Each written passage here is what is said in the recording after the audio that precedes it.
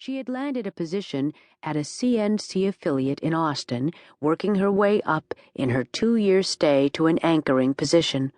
When she had been offered the co-anchor spot at WWBW, the CNC affiliate in Washington, D.C., Liv had jumped at it. There were no firm ties in Austin, nor for years anywhere else. She had wanted to make her name in television journalism. Washington, she felt, was the perfect place to do it. She didn't mind dirty work, though her smooth, narrow hands looked as if they were accustomed to only the silks and satins of life. She had a seeking, eager, shrewd brain under the ivory skin and patrician features. She thrived on the fast, close to impossible pace of visual news, while on the surface she was cool, remote, and seemingly untouchable. For the past 5 years, Liv had been working hard to convince herself that the image was fact. At 28, she told herself she was through with personal upheavals.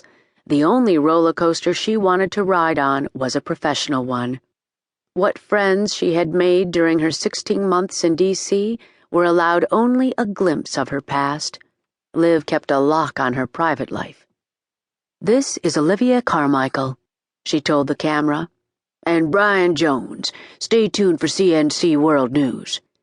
The quick throb of theme music took over. Then the red light on the camera facing her blinked out. Liv unclipped her mic and pushed away from the semicircular desk used by the news team. "Tight show," the man behind camera 1 commented as she started past. Overhead, the hot, bright lights shut down. Liv shifted her thoughts and focused on him. She smiled. The smile transformed her cool, polished beauty. She only used that particular smile when she meant it. "Thanks, Ed. How's your girl?" "Cramming for exams?" He shrugged and pulled off his headset. "Doesn't have much time for me." "You'll be proud of her when she gets that degree in education."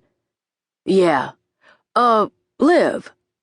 He stopped her again, and she lifted a brow in acknowledgement.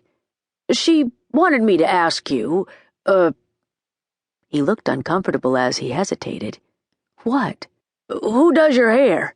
He blurted out, then shook his head and fiddled with his camera. "Women!" Laughing, Liv patted his arm. "Armand's on Wisconsin. Tell her to use my name." She moved briskly from the studio, up the steps, and through the winding corridors that led to the newsroom. It was noisy with the transition from day to evening shift. Reporters sat on the corners of desks, drank coffee, or typed furiously to meet the deadline for the 11 o'clock broadcast. There was a scent of tobacco, light sweat, and old coffee in the air. One wall was lined with television screens, which gave the action but not the sound of every station in the metropolitan area.